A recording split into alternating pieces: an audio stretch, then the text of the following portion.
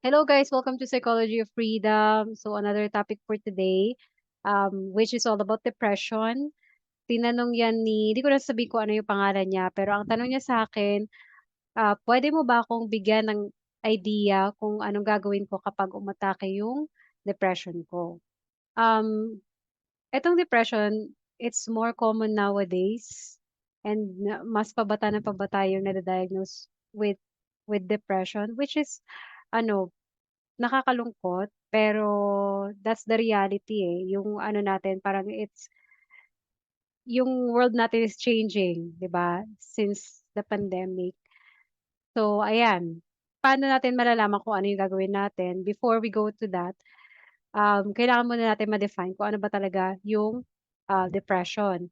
So mahirap i-define yung depression kasi iba't ibang manifestation 'to, pero, um, according to Dr. Gabor Mate, he is a psychologist. He defined depression as, repressed or pushed down emotions. So, sa ibang psychologist naman si Dr. Shafari naman, she defined it as, abandonment of oneself.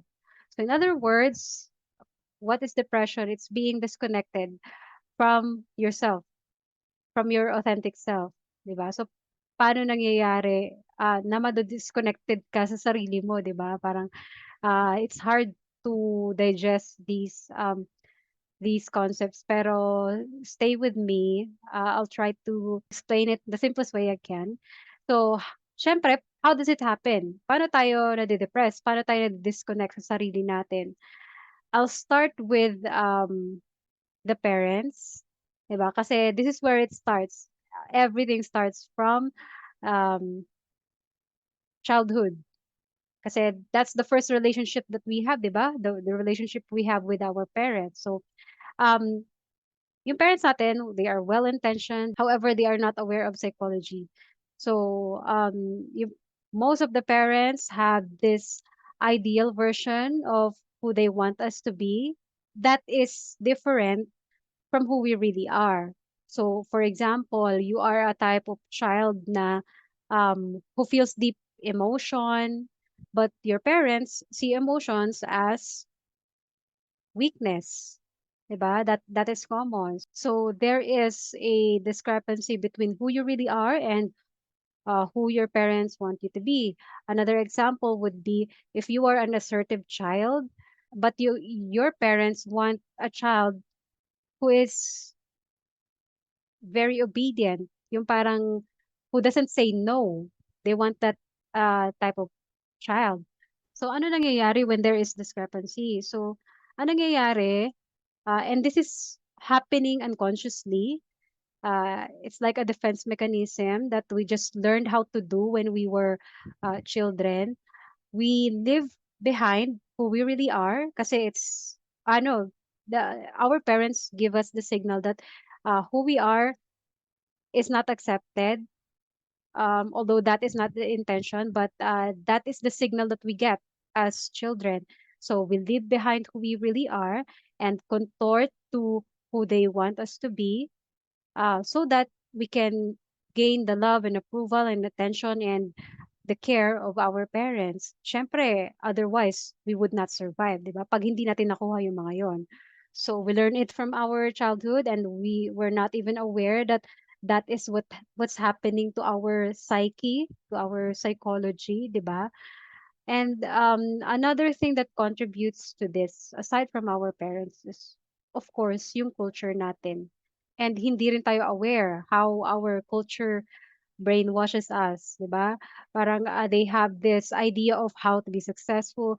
This is how to be a man, this is how to be a woman, this is how to be a good person. They have this checklist, although it's not, um, hindi siya sinasabi ng diretso, pero this is the signal that we get. This is what we absorb from culture. So yun nga, meron silang checklist na 'pag na-fill out mo, na-check mo yung mga, list na yun, you will be worthy in the eyes of other people. Because we so crave love and acceptance and approval, we're so hungry for them. So we become everything that they want us to be. So we give up our authentic selves. We develop this false sense of self, a false persona to show to the world para we would be seen as valid, as worthy. In psychology, we call this persona the ego. And the ego is just created to protect us from pain of not being good enough because yun yung parang signal na receive natin na we are not good enough by just being who we really are. Hindi talaga tayo yung ego natin, pero it is um, we believe we are. We don't realize na it's just manufactured, it's just created para mag-survive tayo. So for a few years, mag-work out yung ego natin for even for a few decades, and we will really gain the approval and validation from the outside world, and we would feel like we are really valid and worthy. Pero there will come a point na it's not going to work anymore. Na that defense mechanism is going to be ano na parang unhealthy na for us, even toxic na for us. We become so disconnected with ourselves na we develop void, and until ma-encounter natin yung tinatawag na yun nga mga crisis, midlife crisis, quarter life crisis, even depression, other forms of psychosis. Kasi nga, we're not meant to live false lives, false reality. We are meant to be authentic and to express that authenticity and maging worthy just as we are. So ayan, pumunta tayo sa question, 'di ba? Yung sa real question. Anong gagawin ko pag umatake yung depression ko? So, first of all, I just want to say na if you are feeling depressed or if you are depressed, it's not it's not it's not a failure. Kasi oftentimes we feel like we are failures when we go through depression kasi ganun yung reaction ng ibang tao sa atin eh. Yung message na nare-receive natin from them na parang we are a failure just because we feel a different way, 'di ba? But there's nothing wrong with you even if you are depressed. So, if depression is not a failure, then ano nga ba yung depression? It's just a season of life. It's just a phase in life na you need to go through because it's going to teach you a lesson or for certain reasons. One reason would be change. It's telling you that something has to change in your life kasi yung parang false persona na yon na that you present yourself with, it's not working anymore and it's causing you suffering. Maybe you need to change something in your career, your job, your environment, your relationship, and even who you are. Maybe there needs to be something needs to be changed. So that's one reason. Another reason is to learn more about ourselves. It's going to show you to look inward. Kasi nga 'di ba, na-mention ko kanina yung parental conditioning, parental unconsciousness and cultural conditioning. Masyado na siyang ingrained sa psyche natin na we don't know who we really are. So, parang gano'n, parang hindi tayo aware kung alin talaga yung authentic sa'tin versus yung mga bagay lang na nanggaling sa parents natin, sa culture. So, hindi tayo makapag-individuate. Halimbawa, I'll give you an example. Halimbawa, I'll define success as having millions in my bank account. Halimbawa lang, So, halimbawa para sa'kin yun yung success. Have you ever examined if that's really what success is for you? Or maybe you just um, inaccept mo lang yung idea ng ibang tao or ng culture ng parents mo na ito yung success. Have you ever examined if that is what works for you, or you just passively accepted those idea as your truth? So, ganun yung example na parang hindi na natin ma-separate who we really are from who our parents, who our culture want us to be. And we won't really realize this until we go through a crisis or yun nga, depression, that we start to question, who are we in all of these things? Sino ba talaga tayo, 'di ba? So, that's the only time na we ask those ano, parang existential life questions. So, one of the reasons ulit why we go through crisis, we go through depression, it's to let go of your ego, of your false persona that you have created to protect yourself from pain, 'di ba? So what happens when we are depressed? Merong stages 'yan eh. Una-una, resistance. We resist, we fight back. Kumbaga parang we cling to the old way of doing things, if that makes sense. We cling to our old image of who we are. Hindi tayo makapag-let go, whether that's ano ba, whether that's relationship or uh, the career or job or old way of thinking. Hindi natin ma-accept na it's not working na for us. Na it's not serving us anymore. It's become toxic for ourselves, for our mental health. So that's the first thing we do. We resist, we fight back. And okay lang naman yun kasi it's part of the process. Kaya lang it's a cycle and life situations will keep appearing until ma-learn natin yung lesson na kailangan nating matutunan.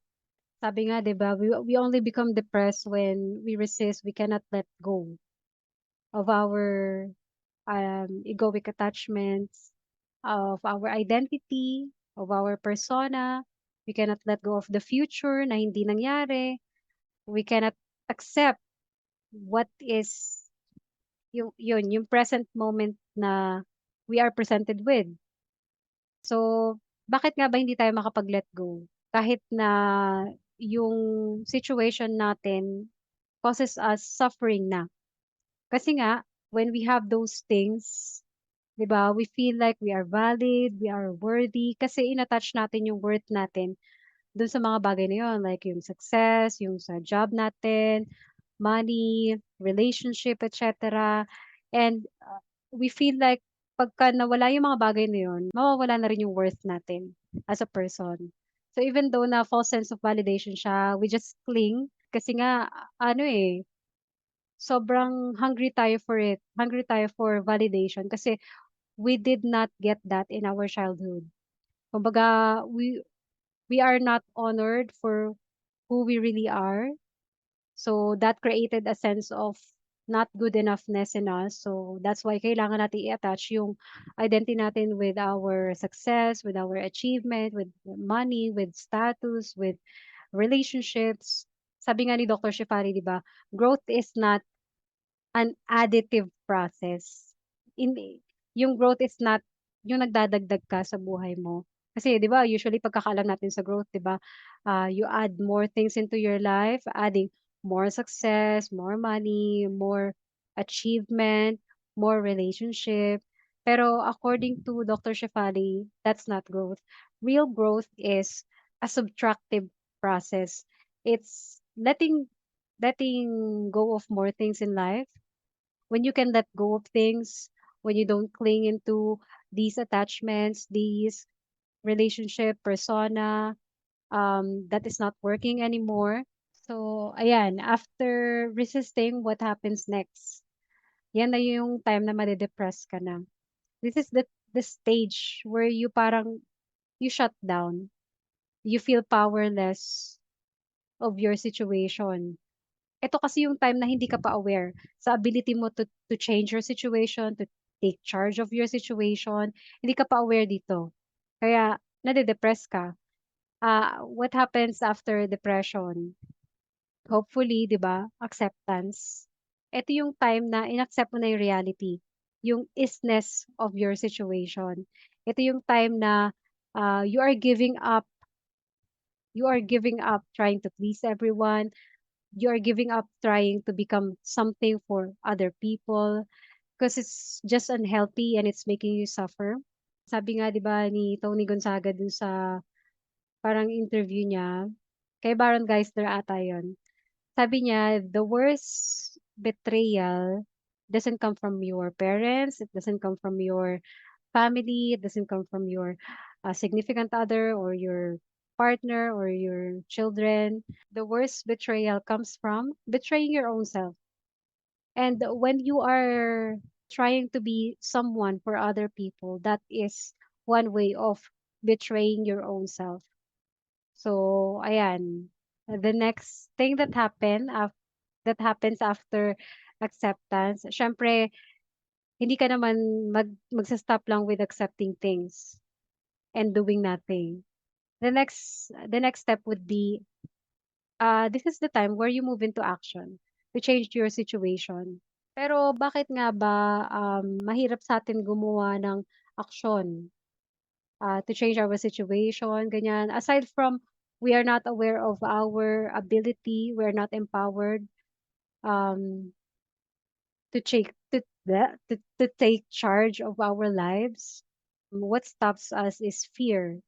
If you really think about it, a lot of our decisions in life, like for example, parang 90% of our lives, if we really examine closely, um, we did we did those things or we made those decisions based off of fear, whether that's because of fear of consequences, fear of rejection, uh, fear of not being seen as good enough, not being seen as worthy or valid.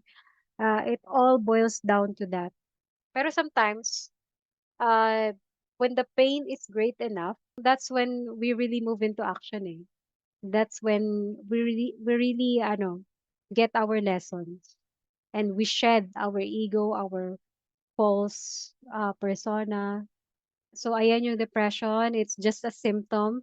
It's just a uh, your psyche's way of telling you that there's something wrong, na you're getting more and more disconnected from your authentic self.